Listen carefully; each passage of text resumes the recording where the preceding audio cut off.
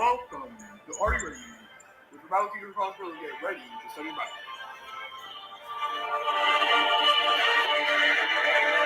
Good evening, everybody. Welcome to Are You Ready? I hope everybody's having a very blessed evening. We are blessed this evening to have a special guest with us. Before we introduce our guest this evening, I want to thank you all for watching. If you've never subscribed, please subscribe, click notification, and share this video with as many people as possible. It's very important information that we're going to share tonight. Please pay attention and pass this info to as many people as possible. Now, like I stated, we are very blessed to have with us tonight Dr. David PYNE, and he has an expert. I believe he's the head of the task force, right? You're going to introduce yourself and let us know who you are, what you've done. Before we get to questions, I want to welcome Dr. David PYNE to Are You Ready? Dr. PYNE, tell us a little bit about yourself. Thank you very much for having me on your show. So I'm actually serving as the Deputy Director of National Operations for the Task Force on National Homeland Security. I've been in this position for the past 3 years, and prior to that, I spent 2 years as our Utah EMP Task Force Director. The purpose of our task force is multifaceted, but it's primarily to protect and defend the United States from nuclear, EMP, and cyber attack. And to do that, we try to meet with U.S. members of Congress, state leaders, governors, state legislators, anyone who's interested in getting educated about the existential threats we face from Russian, Chinese, and North Korean attacks.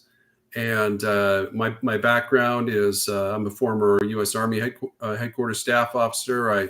I was in charge of all armaments cooperation for R&D agreements with the former Soviet Union, Eastern Europe, the Middle East, Africa, and the Americas. So I do have a lot of relevant national security experience. I've also worked for the Missile Defense Agency, the Department of the Navy, and the Department of Defense as well.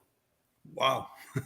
That's a lot of experience you have. So I guess you're ready for these questions I'm going to ask. Okay. Absolutely. All right. Here we go. Once again, thank you for being on the program. First question I have for you. Now, can you tell us the differences in arsenal, and especially nuclear arsenal, between the U.S., Russia, and China? Who would have the most? What can you tell us a little bit about that, first of all? That is an excellent question. The Russian Federation is the strongest nuclear superpower on Earth.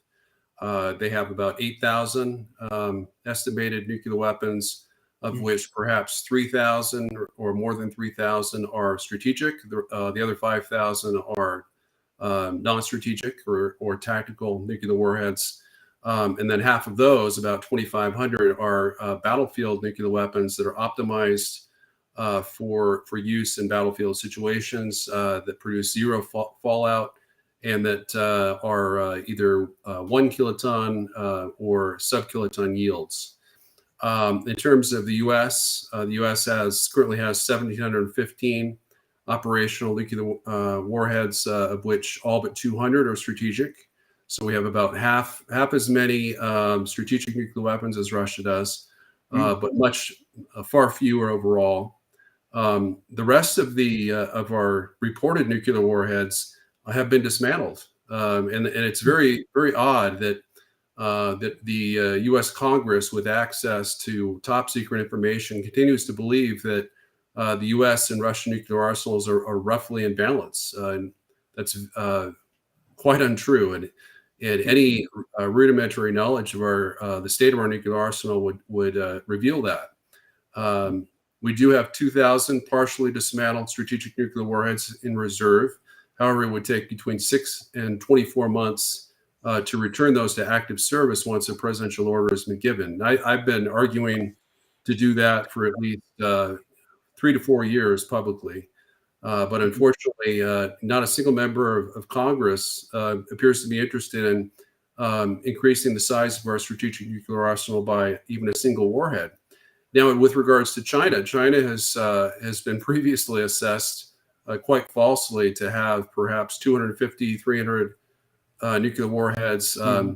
In fact, they had 1,000 prior to the latest buildup, and currently we assess that they have more nuclear warheads than the United States, built as they are building to a force of about 4,500 total nuclear warheads, of which the vast majority are strategic. So between Russia and China, by the end of next year, we could be easily outnumbered by five to six times in terms of operational strategic nuclear warheads, and in terms of ready-to-fire warheads, we could be outnumbered by 10 times. Wow. Now, you surprised me when you just said, I've always thought when it comes to China, 350, 400, you just said, did you say 4,000? Yes, they are currently building 350 10 warhead ICBM silos, super hardened silos in Western China, mostly in Xinjiang province. But also, those are 10 warheads each, 350. I mean, we hear all kinds of reports that U.S. intelligence is ridiculously biased in favor of China and believing that they're, weaker than they actually are. When in fact, there's no reason they're not constrained by any arms control treaties, unlike Russia, which 45% of their nuclear systems at the strategic level are constrained by the New START treaty. China has never agreed to limit the size of its nuclear arsenal at all, and there's no reason not to believe that they are deploying the maximum number of warheads per missile. Wow, that is amazing. I had no idea. No idea. Okay, which of these three countries has the most sophisticated weapons? Now, you mentioned the number who has the most. Which of the three, when it comes to US, Russia, or China, which one has the most sophisticated weapons? Well, Russia, without a doubt, has the most sophisticated and modern nuclear arsenal. Their nuclear arsenal is at least 90% modern. That is built within the last 20 years or so. The U.S. nuclear arsenal is the oldest. Our nuclear arsenal is, we have warheads that are anywhere between 31 years to I believe either 60 or 64 years old. Wow. And our delivery systems are equally as old. In fact, as we continue with modernization plans for our strategic nuclear arsenal, the Sentinel ICBM, which is due to replace the Minuteman III, which we began building in 1970, is actually planned to use old pre-existing warheads that at the time they're deployed may be as old as 44 years old. So our arsenal is really verging on obsolescence. According to the U.S. Commander of U.S. Strategic Command, Admiral Richard, I mean, those are his own words, is that, we're dangerously close to obsolescence. And we're getting to the point where it's, we're not certain if our nuclear arsenal would work as planned in terms of our warheads detonating. If we were to launch a nuclear first strike against Russia or China, for example, it's possible that 20% of our warheads might not even detonate. Really? Wow, I did not know that. So there's a chance that they wouldn't, even if they landed, they wouldn't detonate. Correct? Is that what you're saying? Yeah. So there's multiple things that are needed to maintain our nuclear arsenal. One of which is tritium gas. The U.S. has not been producing sufficient tritium gas to ensure its reliability. Another important thing that we should have been doing is testing our nuclear warheads. We actually abandoned. We have had a 31-year moratorium on nuclear testing. Russia, China, North Korea are all known to have continued underground nuclear testing. Iran may have even, tested nuclear warheads in North Korea and testing sites. So we really are behind the power curve in a lot of areas, according to our late executive director, Peter Pry, Mm-hmm. who I believe you may have had on your show Yes, previously. about 2 or 3 times. Yes. Yeah, prior to his unfortunate and tragic death Yes. from cancer back in August, Yes. he said that Russia's nuclear arsenal is 30 years ahead of ours. So Yes. we have um, a lot to make up for, essentially, and we're not doing nearly enough. And there's no plans. During the Cold War, we had Mhm. either nuclear superiority over the Soviet Union or we had rough nuclear parity. And right now, we have nuclear inferiority. Russia and China will likely achieve nuclear supremacy over us by the end of next year, and that should be unacceptable. It's unacceptable to me. It should be unacceptable to U.S. leaders as well. So you're saying, okay, let me get this straight. You're saying that China and Russia will be nuclear superiority over the United States by next year? By the end of next year, according to Admiral Richard, the Chinese nuclear buildup will be substantially complete by early next year. Hmm. And then the Russian nuclear modernization program is been. I mean, they've been upgrading and modernizing their arsenal constantly, but their most massive buildup was probably between 2016 and last year. So their buildup is substantially complete. As you may have heard, the Russian Poseidon Yes. nuclear underwater unmanned vehicle is Mhm. is in the process of being deployed, fully Yes. deployed on the Belgorod submarine. Yes. Uh, and that once all six Poseidons are loaded on the Belgorod submarine will have the same or perhaps even more nuclear firepower than the entire U.S. nuclear arsenal combined. Wow. Okay, so you're saying that the Poseidon, that's the nuclear, the missile, the nuclear sub torpedo, they call it the nuclear torpedo, Yeah, correct? And you're that's right. saying that will be, in when they have it all, will be in comparison to all of U.S. nuclear power. Is that what you just Yeah. said? So the size of the current nuclear arsenal is roughly about 600 megatons, Right.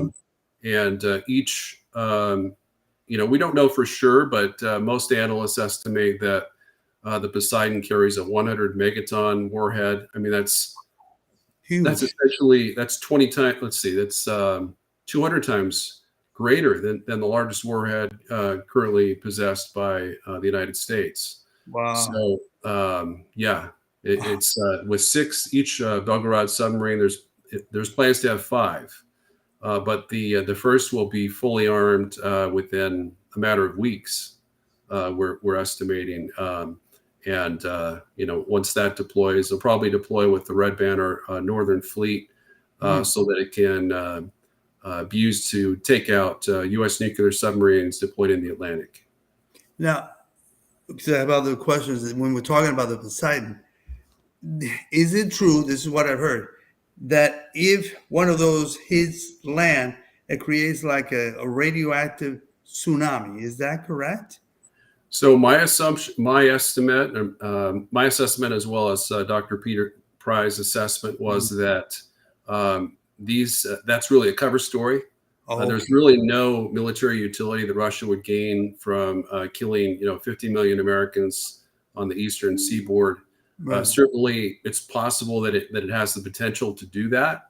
Hmm. But I don't think there's any scenario in which Russia would use them for that purpose. Okay. Rather, they would most likely be used to, Russia has the ability to destroy all of our nuclear missile submarines in port. And at any given time, 10 of Hmm. our 14 nuclear missile submarines are in port where they can be destroyed with just two warheads.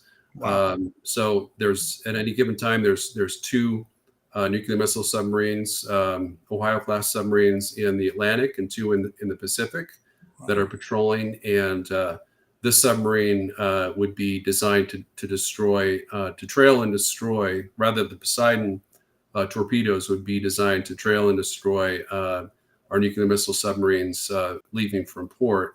And that that would really take out the vast majority of our warheads, along with an ICBM attack and against our ICBM silos and against our bomber bases. And dealing with that, going with what you just stated, what do you think the possibilities of Russia in the time that we're in, because of the Ukraine, and of course they feel as though NATO is the one fighting against them right now. What do you think the probabilities of them doing such a thing? What you just stated. Well, I think that the possibilities are fairly minimal, because I think that Russia has equally powerful, if not more powerful, means to destroy the U.S. Mm-hmm. I'm currently about to publish an article about Russian cyber blackmail potential, in which they could shut down our entire country in a cyber attack and then give us a set of demands in which we would have to agree to and adhere to in order to restore power to critical infrastructures, restore communications, Wow. early warning satellites, etc.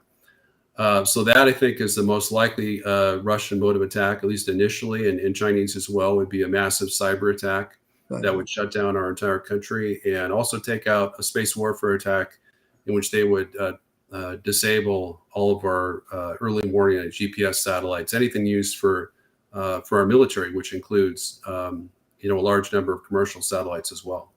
Okay. All right. And I think you mentioned that. Okay, here's a question. Is America's security prepared for any kind of attack? Are we as a nation, the United States, I'm saying maybe the continental US, prepared for any attack? You mentioned cyber. And I know I talked to when Dr. Peter Vincent Pryor was there, I asked him a lot about the EMP, electromagnetic pulse.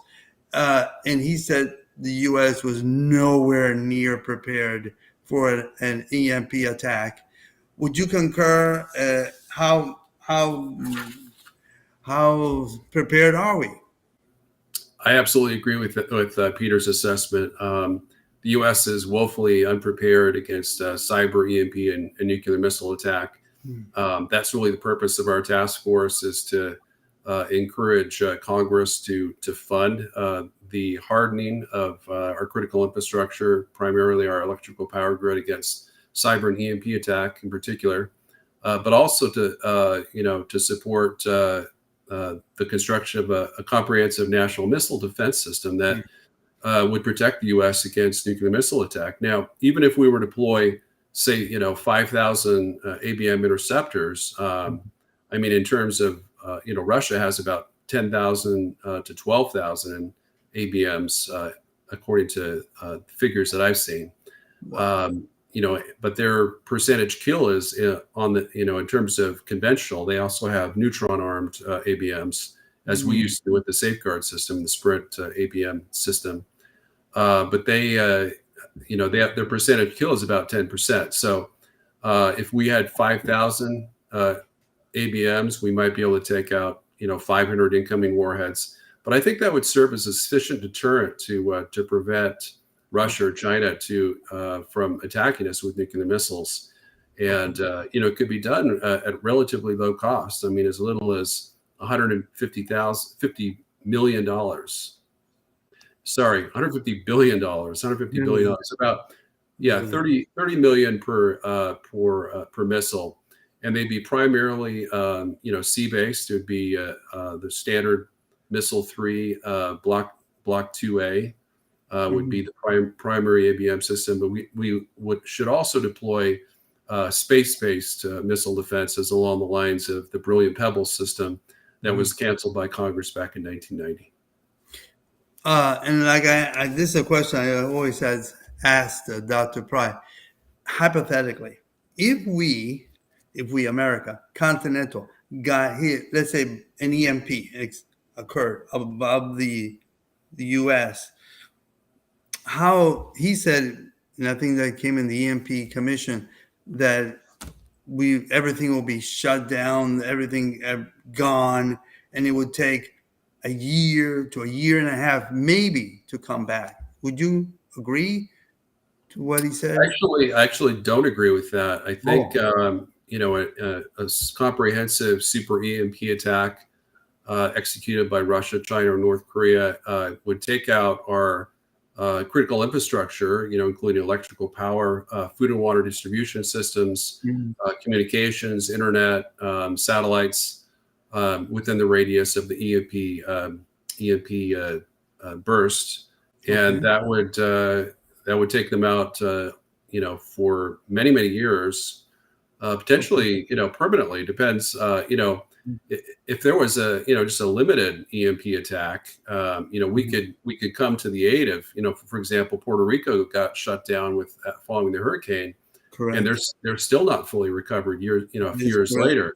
Yes. But if that were to happen to the entire United States, we would be wholly reliant, number one, on our allies, trying to help us out. But Mm, they might be afraid to do so. If Russia mm, and China, were involved. Of course, they've been allies, formal military allies, since 2001. correct. And thanks to our proxy war that Biden has been fighting in Ukraine against Russia, Mhm, mhm. they've never been more closely aligned militarily. So I guess I'm pretty pessimistic that we'd be able to ever recover from such an Okay. attack. And as the Congressional EMP Commission has reported in their 2008 report, we could Correct. lose as many as 250, 275 million Americans, Wow. within 1 year of such an attack. So I'm Yes. not sure. I guess I'm skeptical that he really said that we could potentially recover within 18 months, Yeah. because within 1 year we could lose, up to 90% of our population. Okay. So the chances, if we had at this moment, we're not prepared. If China, Russia, or North Korea did any such thing, we wouldn't. From what you're saying, the chances of ever coming back would be years, not year and a half, many more years. Correct? That's correct. Yeah, an EMP attack would destroy the U.S. It would likely cause the U.S. to break apart into dozens, perhaps even hundreds of city states. Mm, And yeah, our population would be drastically reduced, as we essentially, EMP is a technological weapon, as Dr. Price stated, mm, which can push us back into the late 19th century pre-electrical age. So yes. the stakes are really high. Mm, I've been arguing, as one of the top task force leaders, that more importantly than any diplomatic or even EMP hardening undertaking, we need to change our foreign policy to stop provoking Russia and China to mm, attack us. And I've written extensively, both in the pages of the National mm, Interest magazine, as well as my Substack, which is the Real War newsletter at dpyne.substack.com. mm, To that we need to change our foreign policy to one that's more defensive. It focuses on more on strategic defense rather than mm, power projection offensively, overseas. And that we need to, one of the ways we can fund strategic defenses, and our mm. nuclear missile buildup, which I've argued we should triple the size of our nuclear arsenal, Okay. is by closing most of our military bases abroad. Which, if we were to close all of them, we could save 150 to 200 billion a year, and then bring back our 200 to 250,000 troops back home. Yes. So those are important measures that would help us survive as a superpower, and we could do so while continuing to offer our nuclear umbrella to all of our treaty allies. The Right. problem is that the U.S. The Pentagon hasn't really focused on defense. Our Mhm. soldiers sign up to defend the country, and they're not defending our country or our country's borders. They're trying to defend other countries' Other countries. borders, Mhm. as in the case of Ukraine, where we spend 19, maybe 21 billion at most a year on on our border security here at home, but we spent 115 billion on Ukrainian border security, and that's just in less than a year. I mean, what would the grand total be by the time the war is over? It could be hundreds of billions of dollars. So, it's been a tremendous dereliction of duty, I think, on the part of the President of the United States and Congress. President Trump is the only president who's ever done anything to try to secure the U.S. from EMP attacks. So we praise him for that. And he's the only former president or president right now that's calling for peace with Russia and Ukraine. He's actually offered his services as a special envoy to lead a U.S. diplomatic team to hammer out a negotiated peace settlement between the U.S. and Russia and Ukraine. And that's exactly what Biden should do. He could do so, and we could have the war ended in Ukraine within a matter of a couple of weeks. I totally agree with you. Do you believe that all of what's happened in Russia could have been avoided before we got into this mess? Do you think? Because for me, I'm looking back to December of last year of 2022, and was it 2022? 2021. Yeah, 2021, December of 2021. When the Russians gave those security guarantees, they were wanting to talk, and this is what we're thinking about. We want you to listen to us. We want to sit and negotiate something. But it just seemed at that time that nobody wanted to listen to them. And then one thing led to another, and here we are. So do you believe that we could have avoided this mess that we're in right now? We could have easily avoided the war in Ukraine. Russia didn't. Putin actually didn't want to invade Ukraine. That's really the interesting thing is I had always thought that he'd been planning this. Even back in January, I wrote a piece on the national interest in which I said this has been Putin's life dream. To reassemble the Soviet Union, starting with Ukraine, and he's finally doing it. And boy, I was proven wrong. I rarely admit that when I'm proven wrong because it doesn't happen too often. But in this case, I certainly was proven wrong. My assessment was that he planned to take control of Ukraine, or most of Ukraine, not all of Ukraine, and then perhaps have whatever remained of independent Ukraine be kind of pro-Russian or led by a pro-Russian leader. But everything he's done in Ukraine has proven that assumption incorrect.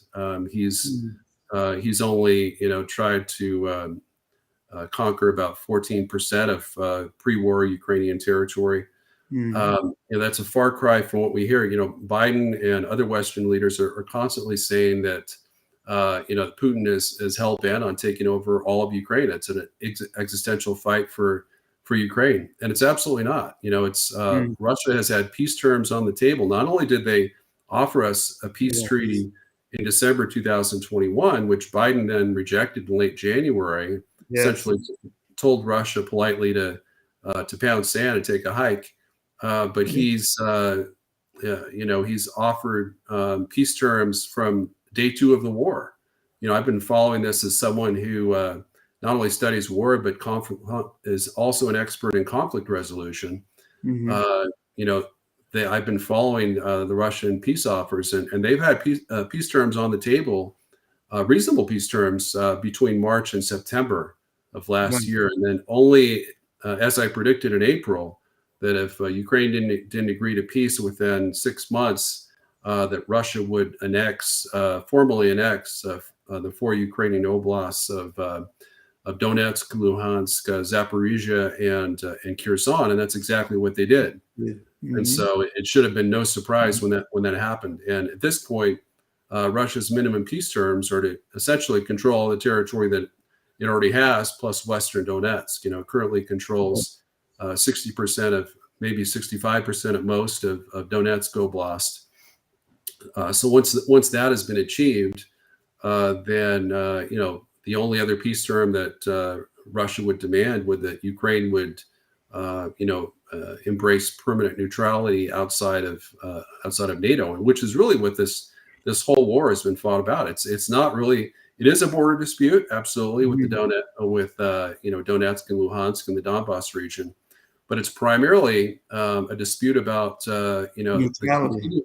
the continued attempt by the U.S. and NATO to expand NATO to Ukraine, which is deep, very very deep into former Soviet territory, and that would reduce the distance between NATO NATO's eastern border from about 600 miles to about 300 miles to Moscow, and that is something that Russia will never accept. Putin will never accept, and that he is perfectly willing to risk nuclear war to ensure never occurs. Yeah, and I know this is what's happening right now. Is Do you believe that now that we have Russia and they're getting very close, they have a lot of strong agreements with China? Do you think that China somehow will get involved in this, or will they just wait till the situation? I'm going to ask you about that too, between China and Taiwan. Will they just wait to see how? Because I thought by now, my opinion, I thought by now China would have invaded Taiwan a while back, but they haven't. And will they help the Russians, or will they just wait to see what they do with Taiwan? What do you think? So, according to U.S. intelligence, President Xi Jinping has ordered the Chinese military to be ready to invade Taiwan by the end of this year. So, my assessment is it's likely to occur by the end of this year. It would likely be, a blockade initially, as well as massive air and missile strikes against Taiwan's air defense systems and anti-ship missile emplacements, and of course taking out their Navy and Air Force, as well as a massive cyber attack that would take out Taiwan's power, that would really paralyze it. And there's really no way that the U.S. could hope to break the Chinese blockade. We could try, but it would be a losing proposition. That could likely result in the nuclear EMP or cyber destruction of the United States. So I'm very hopeful that President Biden, of course, we assess that he's been assessed by the Center for Security Policy to be a controlled Chinese Communist Party asset. And so one can only hope that's true for one reason, and that is, if in fact he is, then he is extremely unlikely to get us into an unnecessary nuclear war with China that we could not hope to win. So unfortunately, Biden has pledged on 4 separate occasions to defend Taiwan militarily. So there is a bit of doubt in terms of how he would react to such an attack. But that would be the way that China would aid Russia, not necessarily by sending troops or weapons directly to Ukraine to fight NATO, but rather to open up a second front, much as we did during World War II with the D-Day invasion of northern France to assist our ally, the Soviet Union, at the time. I did hear recently they did, I don't know if you probably heard about the scenarios they did. They did a whole bunch of scenarios. I think they did 22 of them. And they said the U.S. came on top, won, but they lost like 21 warships, 3,200 Navy soldiers. So it didn't look, I mean, they said they won, but they lost a lot of, so it wouldn't be worth them even attempting to even go to war with China, would it? So you're referring, of course, to the CSIS recent war games in which they conducted 24 consecutive war games in which the U.S. essentially won and Taiwan won, but it was really rigged. It was really Rigged. That's really a very incomplete, or I guess inaccurate assessment. And the reason it is because they rigged the rules of the war game that China would not be able to escalate to the nuclear EMP or cyber level. So that's an assumption that assumption would be proved false. I would predict on day one of the war. On the first day of the war, China would minimally take out all of our satellites so to blind us, and likely would engage in massive cyber attacks on the U.S. and in addition to kinetic attacks on our military bases, perhaps even EMP attacks to essentially conduct a Pearl Harbor type surprise attack to take out our air and naval assets and marine troops in the region. So, So yeah, in other words, this scenarios that they did, it did not include what you just mentioned, right? The possibilities of that, they didn't include that in the scenarios. yeah. So it's been frustrating for me. I've attended multiple webinars, not as a panelist, but as a kind of an online, observer, in which the panelists have stated that stated their confidence that we can engage in conventional air and missile strikes against Chinese nuclear missiles, nuclear submarines, and nuclear air bases, bomber bases. And it's just ridiculous. I mean, I think that as soon as a U.S. bomber or missile crossed into Chinese airspace, they would retaliate with a massive cyber strike against the U.S. minimally. So and then decide whether to EMP or nuke us as well. So yeah, it's completely unrealistic. There's no scenario in which China would not employ at least massive cyber attacks against the U.S. There's the Reagan doctrine, or I guess the Weinberger-Powell doctrine, essentially says you don't fight wars that you can't win. And there's no reason for us to fight wars over Ukraine and Taiwan, which are not U.S. allies. They're not U.S. treaty allies. Exactly. Taiwan, I think, is a U.S. ally, but it's not a U.S. treaty ally.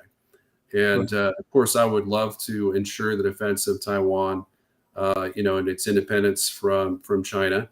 But the only way we can credibly do that at this point failed to, I had strongly supported, giving Taiwan and Germany and Japan and South Korea nuclear weapons, helping them develop nuclear weapons during, back in the 80s or 90s. But now it's just too late. There's no way we can do that without, a preemptive Russian or Chinese nuclear first strike.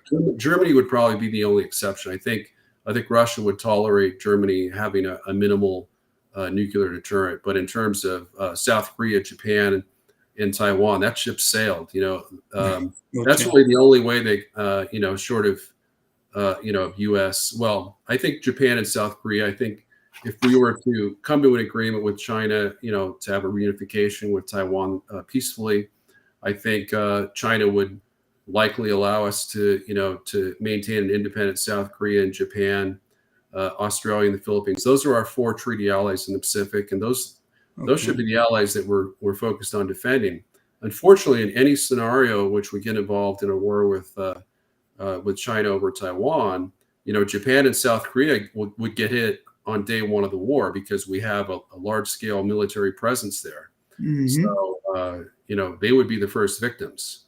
So, if we want to protect our allies and ensure the defense of our allies, just as and the same being true for NATO, we need to get our forces out of Ukraine. We do have several hundred troops in Ukraine. Yes, we do. We need to get those troops out. We need to cut all our military assistance to Ukraine.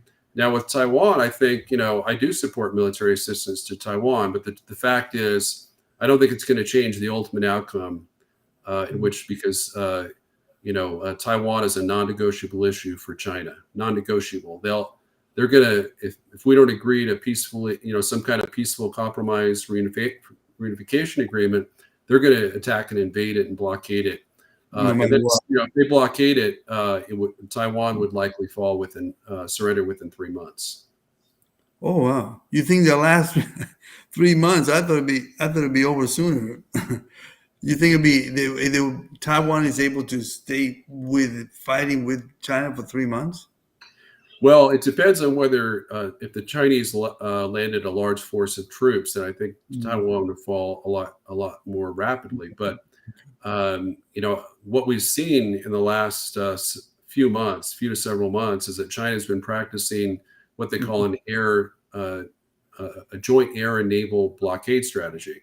Yes. And that is a strategy they'd likely pursue because it would be the strategy that would minimize the cost to the Chinese military. Because if they did land troops in Taiwan, they would incur substantial losses. I mean, victory for China would be guaranteed, but not without substantial losses. They would certainly lose tens of thousands of Chinese troops dead, perhaps even over 100,000 Chinese troops dead. But of course, China has 2.2 million troops, and they over the last since May at least, we know from intercepted Chinese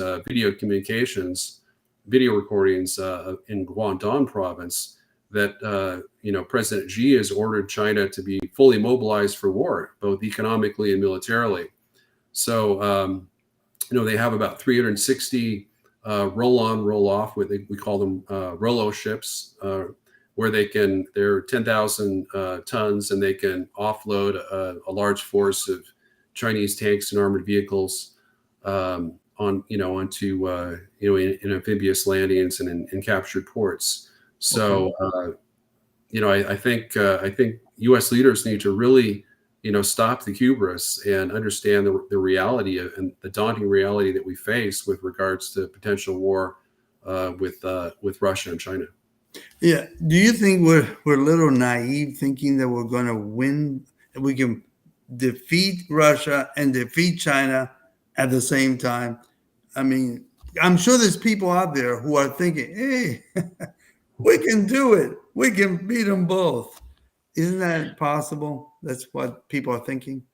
It is impossible, and I think most U.S. military leaders, realize that we can't fight two simultaneous wars. In fact, we abandoned, during the Cold War, we had a 2.5 major war strategy in which we, our objective was to ensure that we had the ability to fight and win 2.5 simultaneous wars.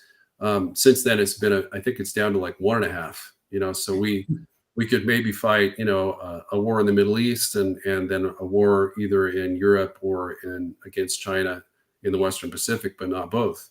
So, in any scenario in which we fight Russia or China, the other one will come to their aid. And even if Russia didn't come to China's aid, North Korea is essentially a Chinese vassal state, and they've been chomping at the bit to take back South Korea.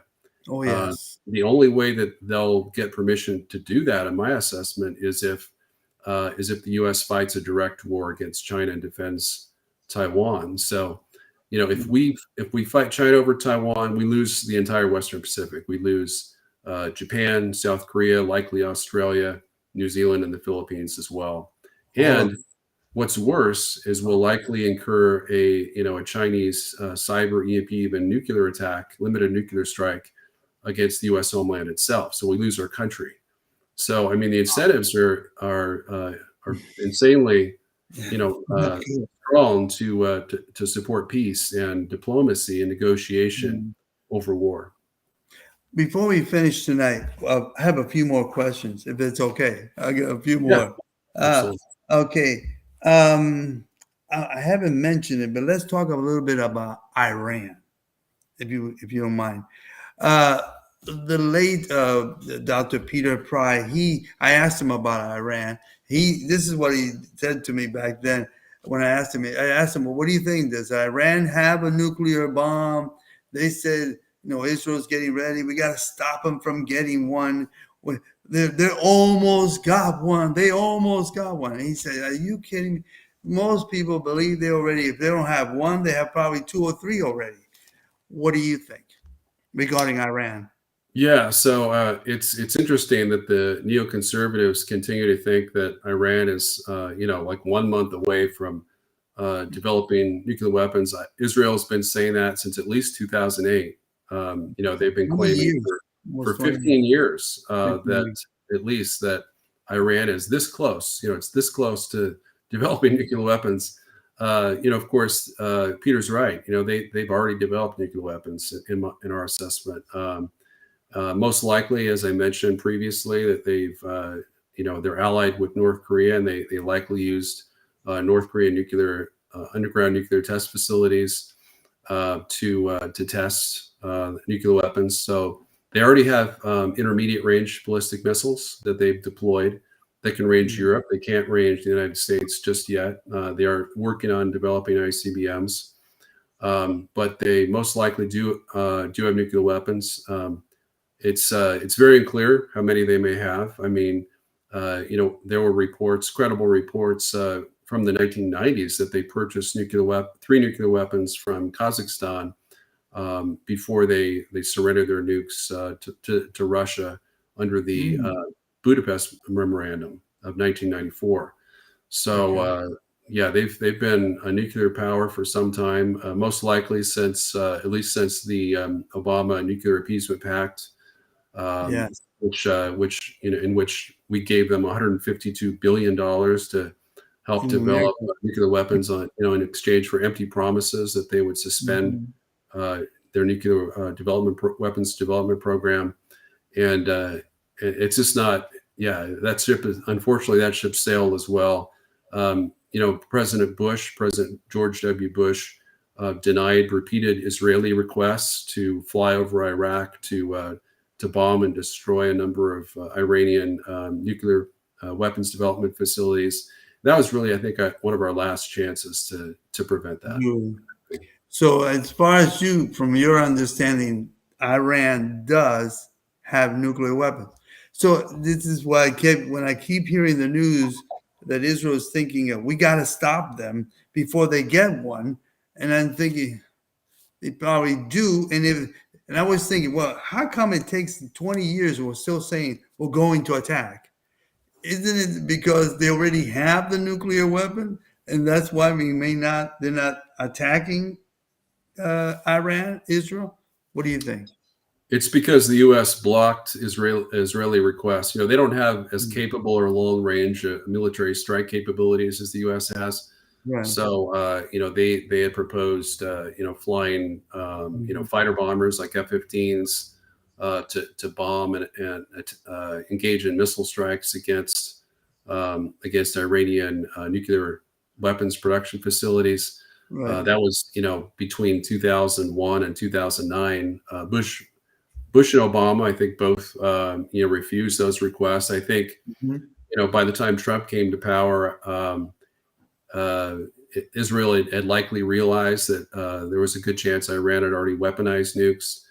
So the risks to Israel would be too great. So I don't know why they continue to claim that. I think they're just trying to try to get the Biden administration to stop assisting, essentially funding the Iranian nuclear weapons program with more U.S. trade and aid. Exactly. Thank you for that. We talked about that. Okay, and let's finish with North Korea tonight. And I think you talked about that, and we know Kim Jong-un has tested quite a few, but it's been a while since I think he tested an ICBM. Am I correct? It's been a while. No, he's actually tested ICBMs fairly recently. During the Trump visit, there was a temporary suspension of missile tests on the part of North Korea. But it was never, unfortunately, that Trump diplomatic initiative, was certainly bold, but it was never going to come to any permanent, suspension of, North Korea's nuclear or missile development programs or testing programs. And once that collapsed, North Korea resumed testing, I think maybe 2019 or 2020. And those tests have only increased. I think North Korea recently made statements that they're building a much larger nuclear force. They have at least 100 warheads that we're aware of. They could potentially building up to the level of 200 or 300. And they have it's really interesting because North Korea has that we know of they've deployed or showcased about 4 or 5 ICBM systems. The U.S. only has one ICBM system, and North Korea has operational mobile ICBMs. The U.S. has never had a mobile ICBM. Even during the Cold War, we didn't have a mobile ICBM. The one mobile ICBM, we were considering was the MX MX missile, which was going to be, a rail-based, a rail mobile missile. And then we also considered building the Midget Man ICBM, which was going to be a single warhead road mobile missile, similar to the SS-25, which actually is capable of carrying 3 to 7 warheads. Okay, one last, and this is really the last. Number one, there's rumors. There are people are thinking, well, that maybe Putin maybe passed away, and people say he's passed away, he's died, and everybody said, well, the next person will be better than Putin, and then when it comes to North Korea, I know that his sister, is his sister, I believe, or his sister, Yeah. is waiting in the wings. I don't know if they've ever had a female leader in North Korea. Do you think that there would be, first of all, North Korea, would there be a change in the way, or she even tougher than her brother? And regarding Putin, do you think Putin is there, or they changing a leader for another leader? Will there be any change? And that's what people are saying. Yeah, so unfortunately, I mean, 80% of what we hear about Russia and Ukraine today in the Western press is propaganda. It's war propaganda. It's disinformation designed to make us think that Russia's on the ropes. They're about to be defeated. There's gonna be an unconditional Russian surrender ceremony, and then a ticket tape parade in Kyiv, in which we all come to help them celebrate Russia's surrender. I mean, Russia's the mightiest nuclear superpower on the planet, and they're allied with China, which is the most powerful industrial and economic superpower on the planet. So together, I mean, they're really unstoppable, and that's why I've been talking about the need since the year 2000. I've been publicly stating the need to divide and disrupt the Sino-Russian alliance. Peter and I talked about the need for a strategic partnership with Russia that would be aimed against be designed to neutralize the Sino-Russian military alliance, and that was obviously a lot more possible before they invaded Ukraine, but it's still an option. But we've been so indoctrinated to think that Putin is evil and that he's genocidal, and in fact, certainly he's a brutal and murderous dictator. No one can deny that. Certainly. The Russian invasion of Ukraine was an illegal act of aggression, but it was very much provoked. And the truth is that Putin has went to some lengths to try to minimize civilian casualties in Ukraine, particularly before October, when he decided, Ukraine still hadn't agreed to even discuss peace terms since March. And so he decided to embark on missile attacks against Ukrainian critical infrastructure to try to take out their electrical power grid. It's really unfortunate that that we didn't one of the greatest mistakes, I think, from the post-Cold War era is that we failed to win the peace, the post-Cold War peace, by inviting Russia and Ukraine to join NATO simultaneously. If we'd done that, Russia never would have invaded its neighbors, because all of its legitimate security concerns would have been satisfied. I love history, and I believe, you may want to correct me on that, didn't Gorbachev back in the 90s, when speaking to at the time George H.W. Bush, that when they met in Camp David, they were discussing Germany and all that. Didn't he mention the desire of maybe Russia wanting to join NATO? Am I correct? It was actually, I think, Secretary of State Jim Baker. Gorbachev made a remark and said that the Soviet Union wanted to join NATO. So that was in 1990. And then Yeltsin is reputed to have said the same thing, I think, in 91, after the fall of the Soviet Union. And then even Putin stated that Russia was, he's like, why haven't we been invited to join NATO yet in 2002? So, that was still an opportunity on the table, even though he was already allied with China at the time. He was open to a simultaneous alliance with NATO. Yes. essentially, yeah, Russia was never invited to join NATO. We did have a partnership for peace with, technically we still do, but really it's defunct. We had what's called the Joint Russia-NATO Council. We also had the Partnership for Peace, which included every member of every former Soviet republic, including the Russian Federation. And those were attempts that, those were really, we kind of had a bipolar policy towards Russia. We have ever since the collapse of the Soviet Union. On one hand, we wanted to establish better relations with Russia, most recently with the famed Russian reset of 2009, in which Hillary Clinton and current Russian Foreign Minister Sergei Lavrov were photographed, pushing a kind of a fake Russia reset button, and they were both smiling, and relations were great back then, and between the U.S. and Moscow, and and that's on one end we had that, but at the same time, Bill Clinton was the first to decide to expand NATO, and he made public that decision in 1995. Right. The very next year, actually later that year, Yeltsin appointed a hardliner as Russian Prime Minister, Primakov, and he established the beginnings of what later became the Sino-Russian alliance, which included India. The very next year, there were a number, about a dozen strategic partnership agreements which Russia signed with China. So we could have, if we had invited Russia to join NATO by 1995, the Sino-Russian alliance never would have occurred, and we would be, the U.S. and its allies would be very much secure against the Chinese threat and would have no Russian threat whatsoever because they would be our allies.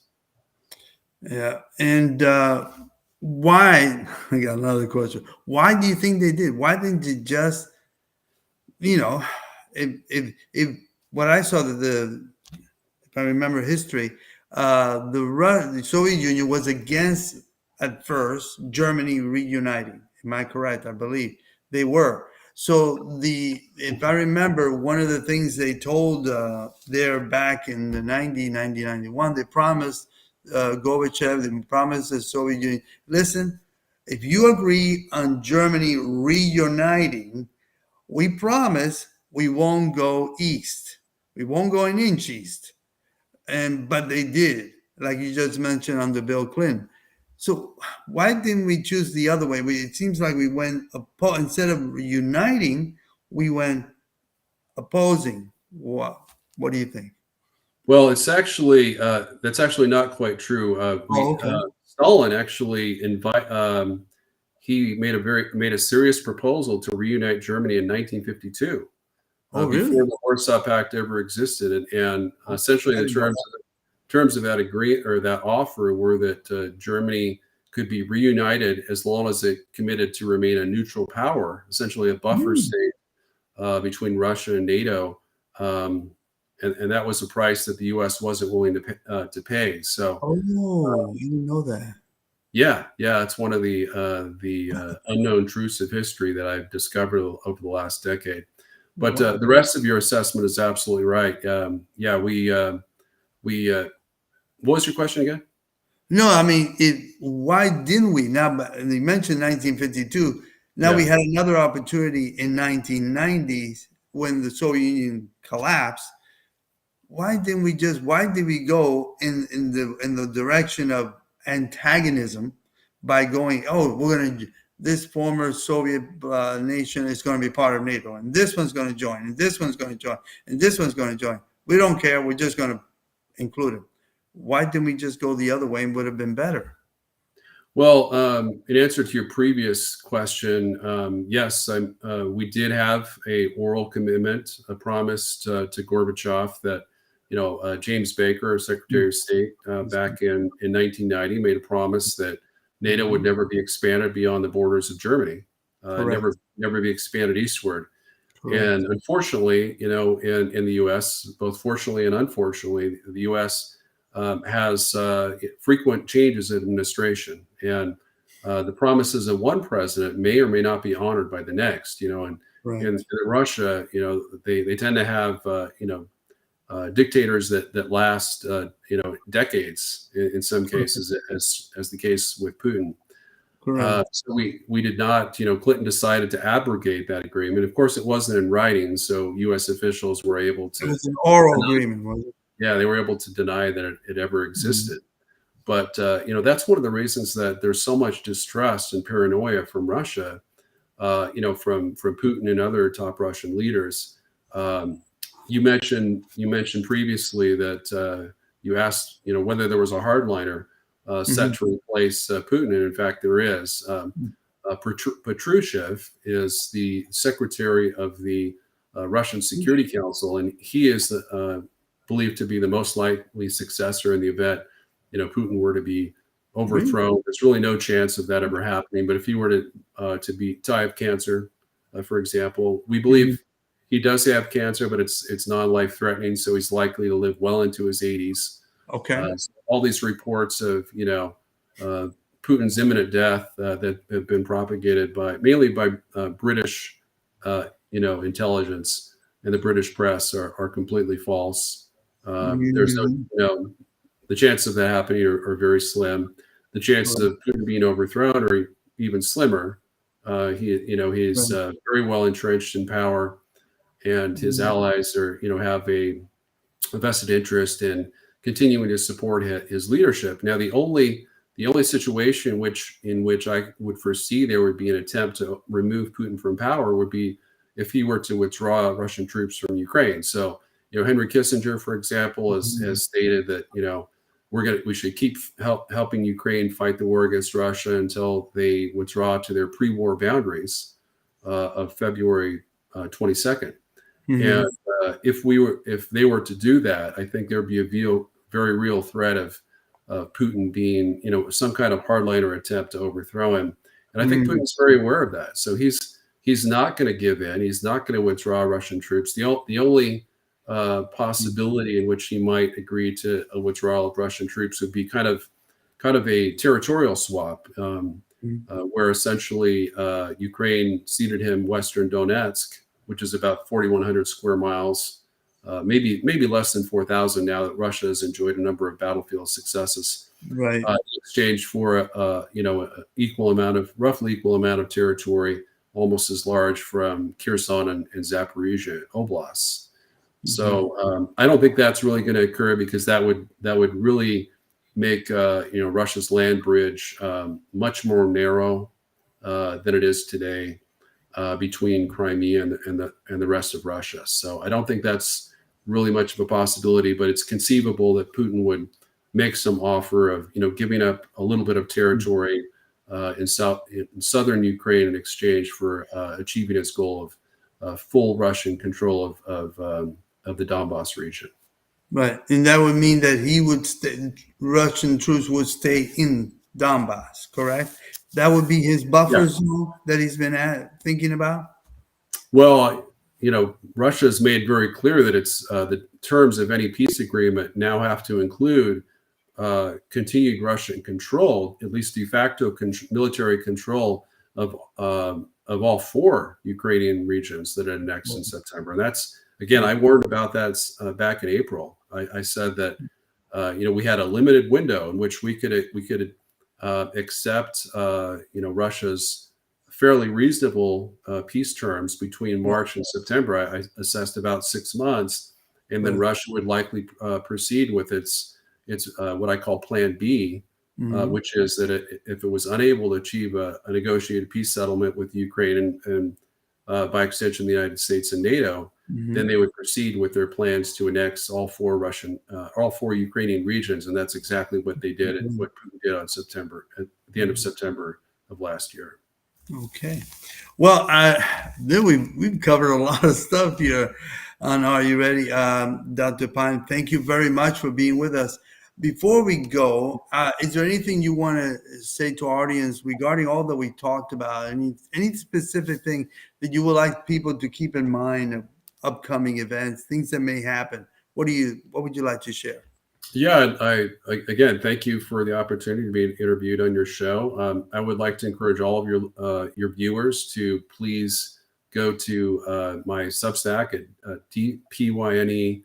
provide and subscribe to my newsletter, where I provide frequent updates. Try to post every week or so, every week or two, with major, analysis, national security analysis of the prospects for war with Russia and China, and most importantly, I provide solutions for what the U.S. needs to do to ensure we avoid war with Russia and China. And that's that's one major difference between me and, for example, foreign policy theorist Dr. John Mearsheimer. Is he was recently interviewed, and he's very astute when it comes to his encouragement, his assessment that the U.S. should ally with Russia against China, and that we should get out of the war in Ukraine and support a ceasefire. But his latest assessment was we're screwed. So he's not much on the solution side. He's great on the analysis side, but he's very he's a little weak on the solution side. But that's something that a lot of my newsletter readers and readers of my national interest articles have come to expect. And I'm very heavy on the solution side. There's an answer to every problem. I'm really an optimist when it comes to that. We just need to have the political will to implement them. And the way to do that is to send copies of my articles, regarding calling for peace and a ceasefire in Ukraine, to your members of Congress, to try to build greater support, especially in the Republican-led House. There is some hope that we can try to they can defeat further Ukrainian military assistance. From Biden. And if we could do that, if we could cut off U.S. military assistance to Ukraine, that would pressure Zelensky to agree to a ceasefire with the Russian Federation. And that's really the only way he's going to do that. He's a bit of a hothead. He's made clear that he's interested in getting the U.S. and NATO embroiled in a third world war against Russia. We need to do everything possible to ensure that never happens. And amen to that. I want to thank you, Dr. PYNE. Thank you once again for being with us here on Are You Ready? We'll love someday in the future have you back. If you don't mind, we'll love all the answers to the questions we asked. Thank you very, very much. And we pray you have a very blessed evening. And I want to thank everybody watching Are You Ready? Thank you for being with us this evening. And please, don't forget, subscribe, click notification, and share this video with as many people as possible. Great information. Everybody have a blessed evening. Shalom. Thank you, Dr. PYNE. Have a blessed evening, sir. Thank you. You too. Good night, everybody.